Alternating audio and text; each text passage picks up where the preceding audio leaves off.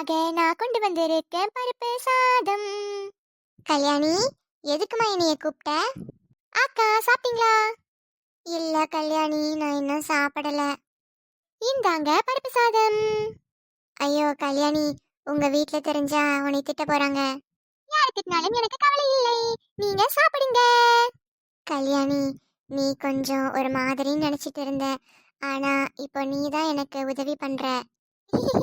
நான் நல்லா வாயடிப்பேன், ஆனா இங்க நடக்கிறது எல்லாமே எனக்கு தெரியும். நீங்க சாப்பிடுங்க. உங்க கூட 2 3 அண்ணாக்கள்லாம் வந்தாங்கல்ல, அவங்க சாப்பிட்டாங்களா? இல்ல கல்யாணி, அவங்களும் சாப்பிடல. கையில இருந்த பாக்கெட்ல இருந்த பணம் எல்லாம் தீந்து போச்சு. என்ன பண்றதுன்னு தெரியாம இருக்கிறாங்க. கவலைப்பட வேண்டாம்னு சொல்லுங்க. இந்த கல்யாணி அந்த 3 அண்ணாக்களுக்கும் சாப்பாடு கொண்டு வந்து தருவீன். நல்ல பொண்ணு நீ. ஆனா யாரை பார்த்தும் என்ன கல்யாணம் பண்ணிக்கோங்கன்னு மட்டும் இனி கேட்காத. யாரை பார்த்தும் நீ இதை கேட்க கூடாது. இந்த அக்கா சொல்றேன்ல. சரி அக்கா, நான் எப்பவோ அதை நிறுத்திட்டேன். இனிமேல் நான் கேட்க மாட்டேன்.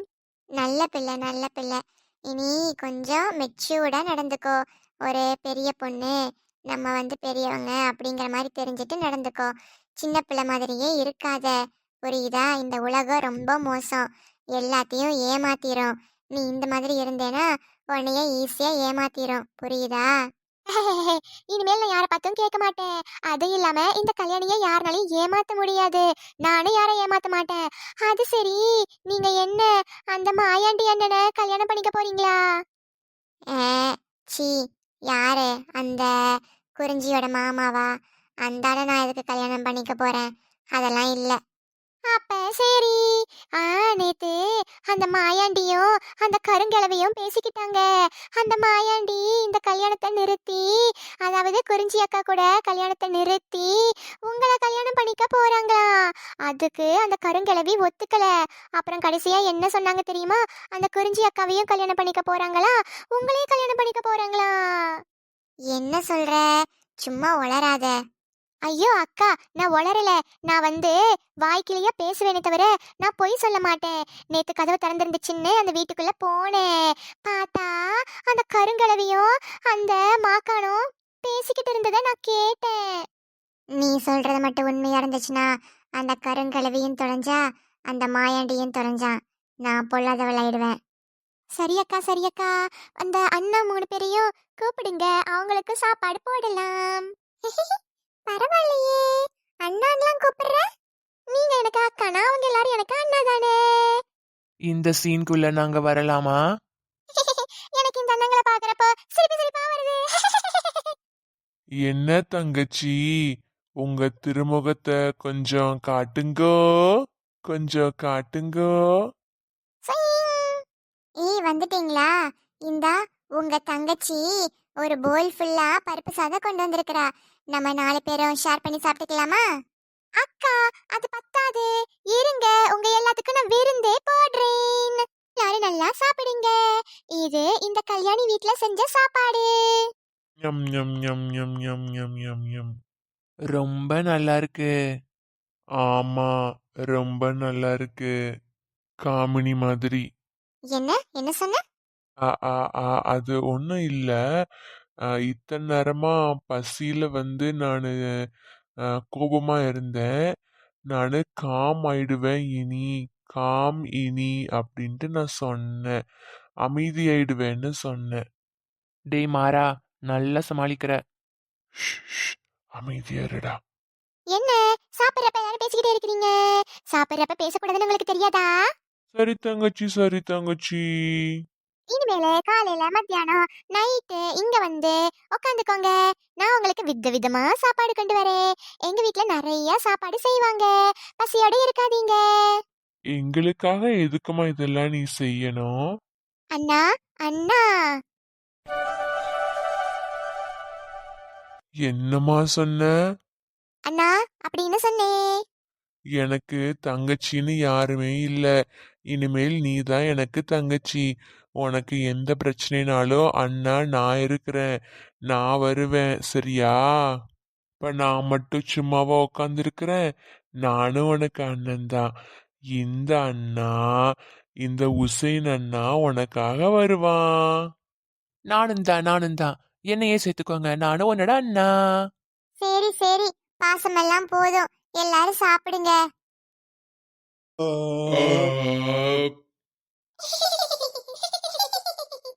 சரி சரி, நீங்கெல்லாம் பேசிக்கிட்டே இருங்க, நான் இந்த அங்க போயிட்டு வந்துடுறேன். இவ என்ன உக்காந்துக்கிட்டே நடக்கிறா? மண்டவோட அண்ணா, மண்டவோட அண்ணா. மண்டவோடா? ஆமா ஆமா, கழுத்துல மண்டவோட போட்டிருக்கீங்கல்ல, இனிமேல் நான் உங்களை ஏன் மண்டவோட அண்ணா மண்டவோட அண்ணான்னு தான் கூப்பிட போறேன். எப்படி வேணாலும் கூப்பிட்டுக்கோ. ஆனா நான் கழுத்துல மண்டவோடு போட்டிருக்கிறதுக்கு ஒரு பெரிய ஹிஸ்டரியே இருக்குது. என்ன இஸ்திரியா? நானே டீச்சரா இருக்கிற ஸ்கூல்ல ஒரு பையனை ஃபண்டா மண்டையன்னு கூப்பிடுவேன். அதே மாதிரி உங்களைய நானே ஆரஞ்சு மண்டையன்னு கூப்பிடுறேன். வேண்டாம் வேண்டாம், ஆரஞ்சு தமிழ் வார்த்தை கிடையாது, நாரத்தை அப்படின்னு கூப்பிடுறேன். நாரமண்டையண்ணா, நாரத்தை மண்டையண்ணா. எது? நாரத்த மண்டையா? என்ன பேசுறா இவ? என்னது நாரத்த மண்டையா? ஓ, ஆரஞ்சுக்கு தமிழ்ல நாரத்தை பழமோ? சரி சரி, இருக்கட்டும். ஆ, வந்த புதுசு நான் என்னமோ ஏதோ நினைச்சேன். வந்த எங்க எல்லாத்தையும் துரத்தி துரத்தி வர அடிச்சிட்டு இருந்தா. இப்போ இந்த அளவுக்கு அவ மாறினதே பெருசு. சாப்பாடு வேற கொடுக்குறா. ஆ, இந்த அண்ணா எப்ப பாரு சிரிச்சுக்கிட்டே தான் இருப்பாங்க. அதனால இந்த அண்ணனை ஈ மூஞ்சி அண்ணான்னு கூப்பிட போறேன். இங்க பாரு பாப்பா, எங்க எல்லாத்துக்கும் அழகான பேர் இருக்கு. அந்த நாரத்த மண்டையனோட பேரு ஜேம்ஸ். இங்க நிக்கிறானே மண்டை ஓட்டுக்காரன், அவனோட பேரு கந்தன்மாறன். நாங்கெல்லாம் மாறா மாறான்னு கூப்பிடுவோம். என்னோட பேரு உசைனு. ஆ, அந்த பேரெல்லாம் கஷ்டமா இருக்குது. எனக்கு நாரத்த மண்டை, மண்டை ஓடு, ஈ மூஞ்சி தான் எனக்கு பிடிச்சிருக்குது. சரி, நான் வரேன், இந்த பாத்திரத்தை எல்லாத்தையும் நான் விளக்கணும். டேய், ஆனா ஒண்ணுடா, நம்ம மரத்துக்கடியில இந்த மாதிரி உட்காந்து சாப்பிட்றது, ஒட்டுக்கா உட்காந்து சாப்பிட்றது ரொம்ப நல்லா இருக்குது இல்லடா?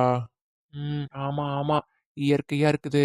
நம்ம ஊர்ல இருக்கிற பொல்யூஷன் இங்க கிடையாது. நம்ம ஊர்ல இருக்கிற அந்த நாய்ஸ் பொல்யூஷன், சத்தம் இங்க கிடையாது. எல்லாம் அமைதியா இருக்குது. அங்க இங்கன்னு ஆறு ஓடிட்டு இருக்குது. ஆ, இங்க இருக்கிற மக்களும் வந்து நல்லா அமைதியா தான் இருக்கிறாங்க. அப்படியே குறிஞ்சி கல்யாணத்தையும் நம்ம தாமினி கல்யாணத்தையும் சேர்த்து நம்ம நடத்திட்டு போயிடலாமாடா? என்னது? தாமினி கல்யாணத்தை நடத்திட்டு போறியா? இங்க பாருடா, குறிஞ்சி கல்யாணம்னு சொன்னேன், அதுக்கு வந்து சார் கோபம் வரல. தாமினி கல்யாணம் உடனே கோபம் வருது. டேய் மாறா, நம்ம எதுக்காக இங்க வந்தோங்கிறதே மறந்துட்ட போல.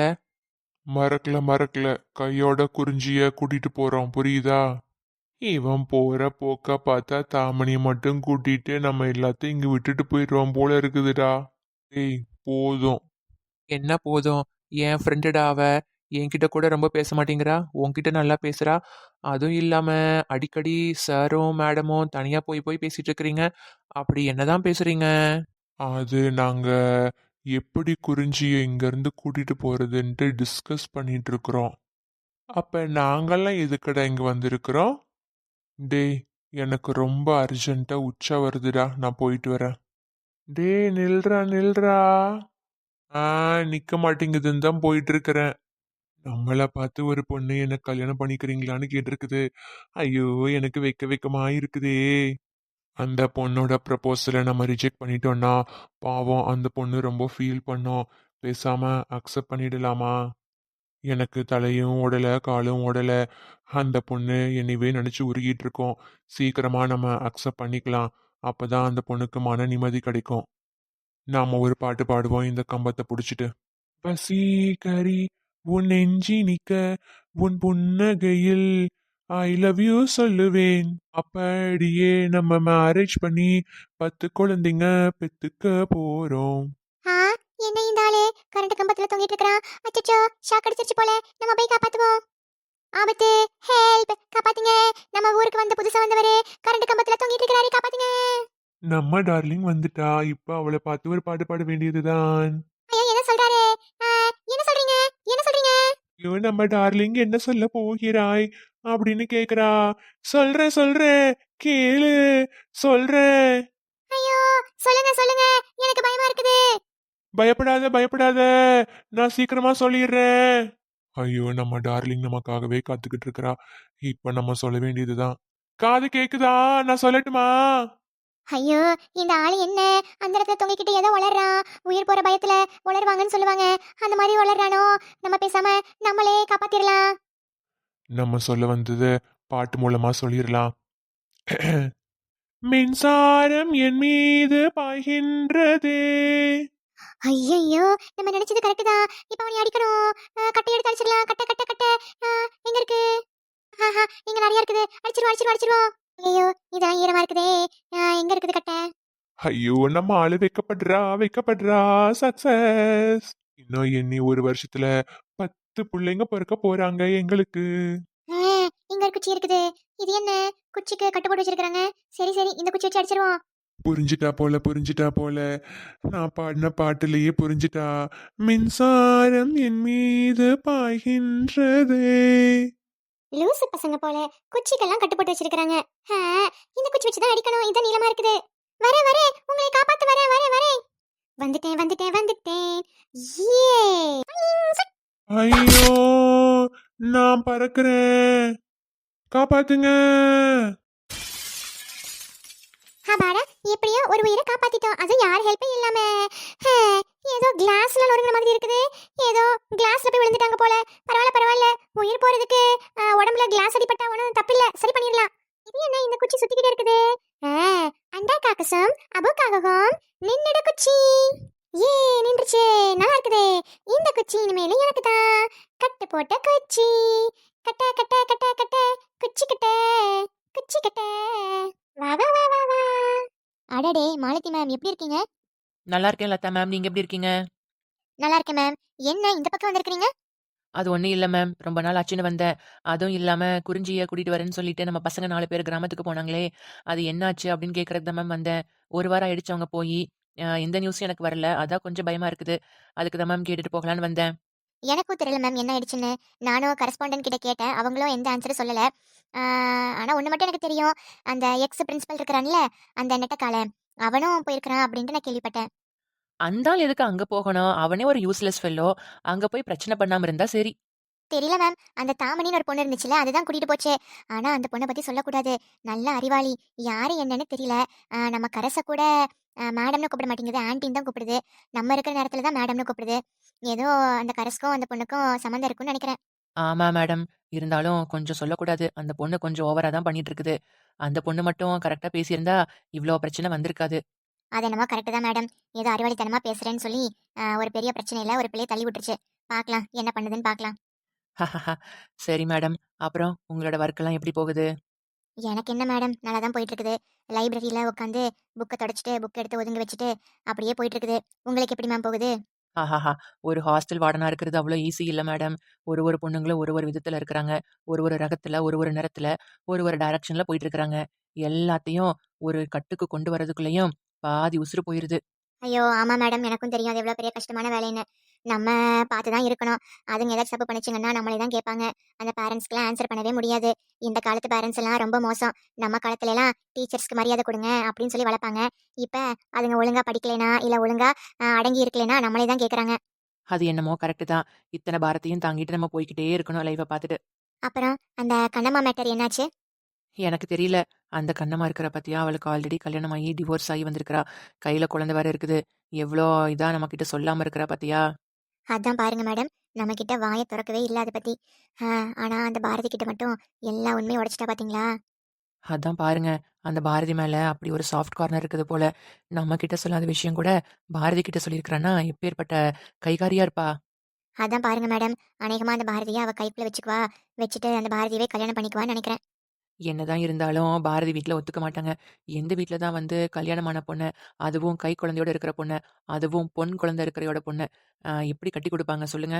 அது என்னமோ கரெக்டு தான் மேடம். பார்க்கலாம் என்ன ஆகுதுன்னு. கும் தலக்கடி குமாவா எமரல்டுனா சும்மாவா? Madam madam, good afternoon madam. Good ஆஃப்டர்நூனோ குட் பிஃபோர்நூனோ? என்ன பண்ணிட்டு இருக்கிறீங்க 2 பேரும்? மேம் அது நம்ம பசங்கள பத்தி பேசிட்டு இருந்தோம் மேம். அந்த கிராமத்துக்கு போனாங்க பாத்தீங்களா? அந்த பசங்களோட நிலைமை என்ன அப்படின்னு தான் மேம் பேசிட்டு இருந்தோம். என் காதுல வேற ஏதோ கேட்டுச்சே. கண்ணம்மா, பாரதி அப்படின்னு. என்னது அது?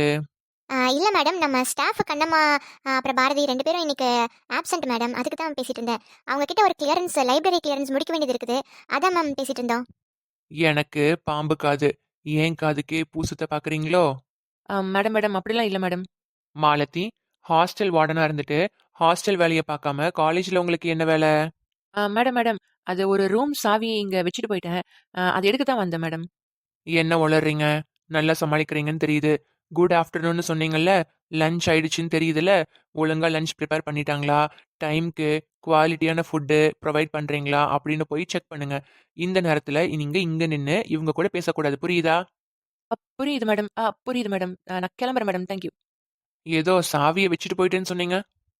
இல்லை மேடம் இல்லை மேடம் அது இங்கே இல்லை மேடம். நான் கிளம்புறேன் மேடம். மேடம் நானும் கிளம்புறேன் மேடம். ஹலோ மிஸ் லைப்ரரியன், நீங்கள் எங்கே போயிட்டு இருக்கிறீங்க லைப்ரரியில் இல்லாமல்? Madam madam sorry madam. பதட்டத்தில் நான் போயிட்டேன். இல்லை இல்லை மேடம், எனக்கு ரெஸ்ட் ரூம் போகணும், அதுக்கு தான் மேடம் நான் போயிட்டுருக்கேன். டீச்சர்ஸாக இருங்க. நீங்கள் வந்து ஒழுங்காக இருந்தால் தான் ஸ்டூடெண்ட்ஸ் உங்களை பார்த்து பயப்படுவாங்க. நீங்கள் எது சொன்னாலும் கேட்பாங்க. நீங்களே இப்படி பொறுப்பு இல்லாமல் இருந்தீங்கன்னா உங்களே எக்ஸாம்பிளாக எடுத்துட்டு ஸ்டூடெண்ட்ஸும் உங்களை மாதிரி பிஹேவ் பண்ணுவாங்க. அது மட்டும் இல்லாமல் உங்களுக்கு மரியாதை கொடுக்க மாட்டாங்க. நீங்கள் ஒரு வார்த்தை சொன்னால் அதை மதிக்க கூட மாட்டாங்க. Sorry madam, sorry madam. Thank you madam. Bye madam. ம். எந்த நேரத்தில் பி கார்ஸில் உட்காந்துட்டு ரூமர்ஸ் பேசிட்டு இருக்கிறாங்க. முதல்ல இந்த ரூமர்ஸ் பேசுறதை நிறுத்தணும் காலேஜில். உங்ககிட்டயும் நான் ஒன்று சொல்ல விரும்புகிறேன். என்னோட பேர் எமரல்டு. நான் ரொம்ப ஸ்ட்ரிக்ட்டு. நான் தான் இந்த காலேஜ் கரஸ்பாண்டன்ட்டு. உங்களுக்கு இந்த வீடியோ பார்க்குறீங்க, நல்லா என்ஜாய் பண்ணுறீங்க. நீங்கள் என்ன பண்ணணும், இந்த சேனலுக்கு சப்ஸ்கிரைப் பண்ணணும். அப்புறம் இந்த வீடியோக்கு லைக் கொடுக்கணும். உங்கள் ஃப்ரெண்ட்ஸ் கூட ஷேர் பண்ணணும். எதுவுமே பண்ணாமல் இருந்தீங்கன்னா இந்த சேனல் எப்படி ரீச் ஆகும் உங்களுக்கே தெரியும். இந்த சேனல் ஸ்டார்ட் பண்ணது ஒரு குட் காசுக்காகத்தான். இந்த சேனல் மூலமாக வருமானம் வந்துச்சுன்னா அனாதை ஆசிரமத்துக்கு பணம் டொனேட் பண்ணுறதா இந்த சேனலுடைய அட்மின் வந்து பிளான் பண்ணிட்டு இருக்கிறாங்க. புரியுதா? அதுக்காகத்தான் எங்க எல்லாத்தையும் கேரக்டர்ஸா வச்சு நடிக்க வச்சிட்டு இருக்கிறாங்க. நிறைய உழைப்பு இதுக்கு பின்னாடி இருக்குது. அந்த உழைப்புக்கு நீங்க மதிப்பு கொடுக்கிற விதமா ஒண்ணுமே பண்ண தேவையில்லை. லைக்கு, ஷேரு, சப்ஸ்கிரைபு எல்லாம் பண்ணுங்க. அதுவும் இல்லாம கமெண்ட் செக்ஷன் எப்பவுமே ஓப்பனாக தான் இருக்குது. உங்களுடைய கமெண்ட்ஸ் வந்து நீங்க அதுல போர் பண்ணிக்கலாம். புரியுதா? இந்த கிளாப்ஸுக்கு ஒன்றும் குறைச்சல் இல்லை. ஆனால் அந்த மேடம் சொன்னதை யோசிச்சு பார்க்கணும். இந்த தாமினி ஒரு வாரத்தில் குறிஞ்சியை கூட்டிகிட்டு வரேன்னு சொன்னா. ஒரு வாரம் ஆயிடுச்சு. நம்ம ஃபோன் பண்ணி கேட்கணும் என்னாச்சோ ஏதாச்சோன்னு. அவள் சேஃபாக தான் இருப்பா. பட் ஸ்டில் நம்ம ஒரு ஃபோன் பண்ணி கேட்டுக்குவோம்.